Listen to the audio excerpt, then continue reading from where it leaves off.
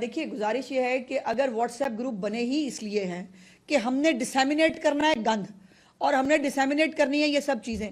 اب دیکھیے نا, الحمدللہ مریم نواز صاحبہ نانی ہیں, آپ کو پتا نانی کے اوپر بھی بہت کوشچن اٹھائے گئے تھے, ان کو نانی کہہ کے تذیق کی جاتی تھی, وہ نانی ہونا بھی ان کے لیے آنر تھا, اور آج اگر پنجاب کے بچے ان کو ماں کہتے ہیں, ماں ہونا بھی ان کے لیے آنر ہے. اور اللہ کا شکر ہے جن کو جو اپنی ماں, جن کے گھروں پہ بیٹیاں ہوتی ہیں وہ نانیاں بنتی ہیں.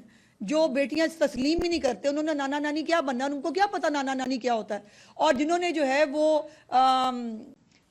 مطلب اپنے بچوں کی ماؤں کا کچھ لحاظ نہیں کیا, وہ قوم کی ماں کا لحاظ کیا کریں گے. دوسرا سوال بھی کہ مریم صاحبہ جا رہی ہیں تعلیمی اداروں میں تو اچھی بات ہے, جب خان صاحب بطور وزیر اعظم گئے تھے تو مسلم لیگ نون نے بہت رد عمل کیا تھا کہ سیاسی ٹول کے طور پہ استعمال کیا جا رہا ہے تعلیمی اداروں میں. بالکل نہیں, کیا مسلم لیگ نون کی نہیں, بلکہ نہیں, بالکل نہیں.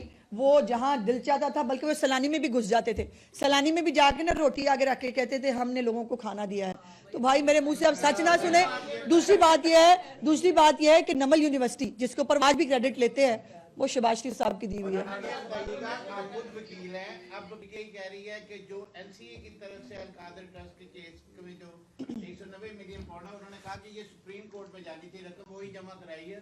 نہیں ایسے میں دوسرا آپ خود وکیل ہیں, بتائیے اس قانونی نقطے پہ کیا ہوگا. جی بڑی سمپل بات ہے کہ ملک ریاض صاحب کو اب یہ ٹون کر دیں گے کوئی تو ان کی مرضی ہے, ان کو ایک جو ہے وہ جرمانہ ہوا تھا اور اس جرمانے کے لیے ایک اکاؤنٹ کھولا گیا تھا اور وہ کہا کہ جرمانے کی رقم یہاں جمع کرائیں.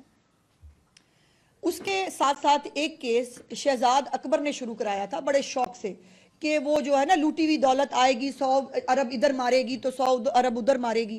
اس ارب مارنے کے چکر میں انہوں نے ایک انویسٹیگیشن شروع کرائی این سی اے کو کہہ کے, اور اس این سی اے نے حسن نواز صاحب کو بھی بلایا اور شہباز صاحب کی پوری فیملی کا بھی جو ہے وہ وہاں پر انویسٹیگیشن ہوئی اور اس کے بعد ان دونوں کو کلین چٹ دے دیا گیا. بٹ جو بحریہ ٹاؤن کے حوالے سے انہوں نے یہ بات جو ہے وہ باقاعدہ طور پر فیکٹس کے ساتھ انہوں نے کہی کہ یہ پیسے جو ہیں یہ انلیگل مینز کے ذریعے آئے ہیں اور یہ جسٹیفائڈ پیسے نہیں ہے, پاکستان کی امانت ہے, ان کو واپس جانا چاہیے.